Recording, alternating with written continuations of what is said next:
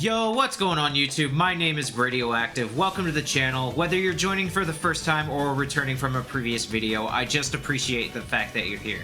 Today I'm bringing you the first match of the EX4 format against my friend JoDobbi on the right while I am playing Blue Flare on the left. If you end up enjoying the video, a sub to the channel and a like on this video would be much appreciated, but otherwise, let's get into this. So JoDobbi is going to be starting us off here, hatching BT6 Pagumon, going into the memory blocker Chumon, and passing turn by playing the BT10 Nene, which allows him to reveal the top 4 cards of his deck, adding 1 card with Knightmon or Deadly-Axemon in its name or Twilight in its traits among them, and placing the remaining cards at the bottom of his deck. He opts to take the brand new EX4 Deadly-Axemon either to use as a cross source in the future or to be able to just play it so he can trash something in his hand and draw a couple of cards later on.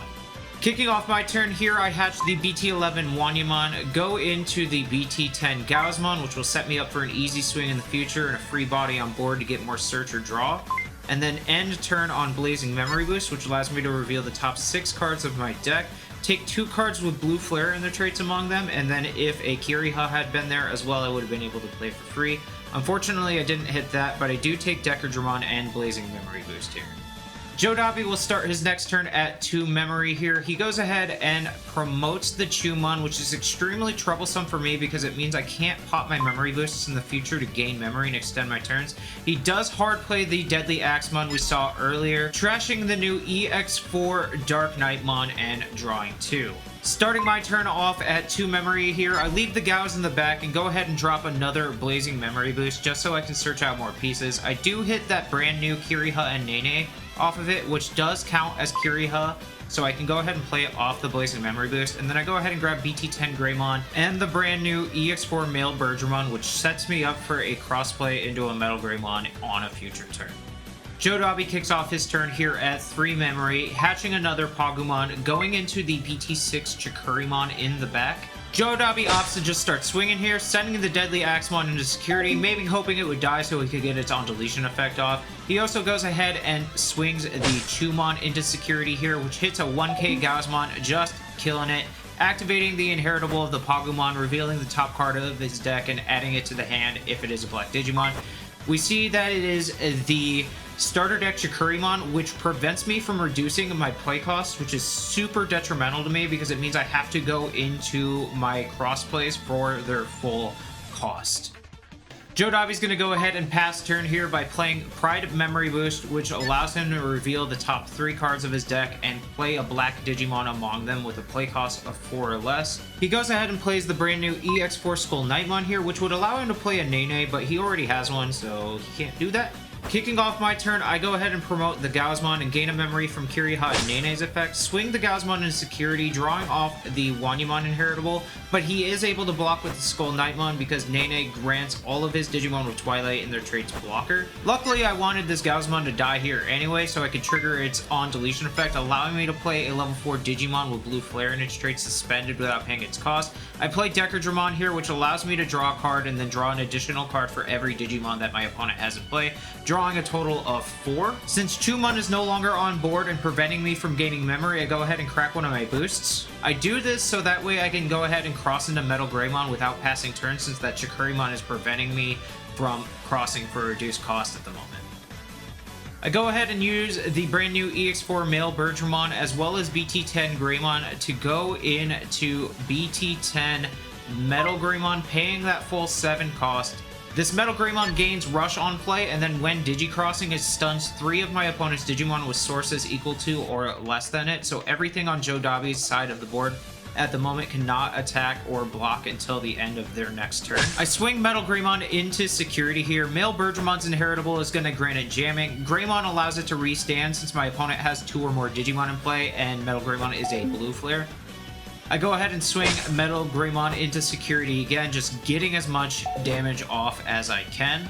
I'm gonna go ahead and crack my remaining Blazing Memory boost here, so that way I can gain 2 memory and go into Kazuamon from EX4. Kazuamon's on Digivolve effect allows me to use an option card with a play cost of 5 or less from my hand. I'm gonna use Sorai here. Unfortunately, is not super impactful at the moment, but it does allow me to trigger Kazuamon's second effect, allowing me to play a level 4 Digimon from resources. So I play the Greymon from resources, allowing me to reveal the top 4 cards of my deck and adding 2 cards with Blue Flare among them to my hand. I take Metal Greymon and Decker Greymon here, which sets myself up for another crossplay in the future, as well as giving me the option to stun a bigger body if need be.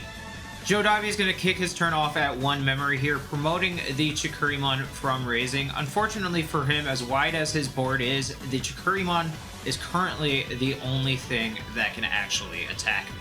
He is going to go ahead and send this Chikurimon into security, dying to a Z Greymon, once again activating the inheritable Pagumon, allowing him to take another starter deck Chikurimon to his hand. He then goes ahead and trades in his Pride Memory boost, gaining 2 memory, choosing to cross the Deadly Axemon and the Skull Knightmon in play into Skull Knightmon Mighty Axe mode for a reduced cost of 2. Hey friends, just a little editing note here. I realized that neither JoDobbi nor I caught the fact that the Chikurimon in play prevents both players from reducing play costs. So unfortunately, JoDobbi should not be able to reduce the play cost of his Mighty Axe mode right here. Obviously, we try to avoid these sort of gameplay mistakes in these videos, but I'm going to go ahead and upload this one anyway because I still think there's entertainment value in this match outside of a small misplay. With that said, enjoy the rest of the video. This card on play allows him to reveal the top 3 cards of his deck, adding a Knightmon, a Deadly Axemon, or a Nene among them to his hand and trashing the rest. And then he will also be able to delete one of my Digimon with a play cost of 4 or less when he is Digicrossing. So the only thing on my board at the moment he can kill is the Greymon. Luckily, Greymon has on deletion save, allowing me to put it under one of my tamers, so it is still a resource that I have the ability to use later. JoDobbi is going to go ahead and pass turn here by Digivolving into BT10 DarkKnightmon, presumably to use it as a blocker later, hoping it would die so that way he can recur some of his resources off of its effect. Starting my turn off here, I go ahead and hatch another Wanyamon. Kiriha and Nene's start of main phase effect triggers. Since there's 2 or more Digimon in play, I go ahead and gain a memory. I'm then going to go ahead and Digivolve into the new EX4 Gaussmon in the back. I am going to go ahead and swing with the Kazuamon into security here, leaving JoDobbi with the decision whether he wants to block with his DarkKnightmon or go ahead and let the attack through. JoDobbi does allow the attack to connect. I hit into Monitamon, so Kazuamon is safe. I then Digivolve Decker Dramon into Decker Greymon, whose on Digivolve effect allows me to place a Digimon with Blue Flare in its traits, either from my hand or from under one of my tamers into his Digivolution sources. So I go ahead and take the Greymon that is under Kiriha and Nene and place it into sources. Decker Greymon's second ability, if Decker Dramon is in its sources, it allows me to stop one of my opponent's Digimon from attacking or blocking until the end of their next turn. So I go ahead and stun the Skull Knightmon here, which arguably I probably should have done before swinging with Kazuamon, so I would have never given him the option of blocking in the first place. I swing Decker Greymon into security here. It's sitting in an additional plus 1k DP thanks to Decker Dramon's inheritable and allows itself to restand thanks to Greymon's inheritable. However, I hit into the security Chikurimon here, which de-digivolves the Decker Greymon. I do just swing the Decker Dramon into security again, putting JoDobbi within lethal range if he cannot stop me in my tracks. I then go ahead and just pass turn here by playing another BT10 Greymon, searching the top 4 of my deck again, and taking 2 cards with Blue Flare. I elect to take the Gaussmon and the Blazing Memory Boost, sending Kaiser Nail and Kiriha to the bottom.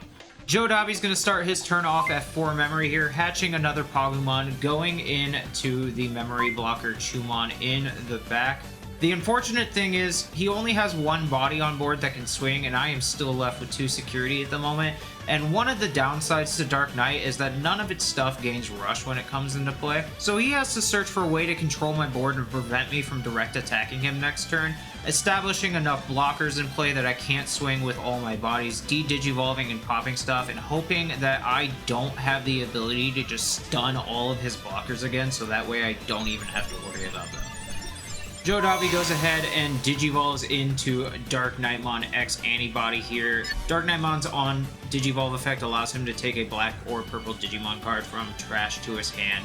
And then if he has DarkKnightmon in his sources, he's able to pop a Tamer on board.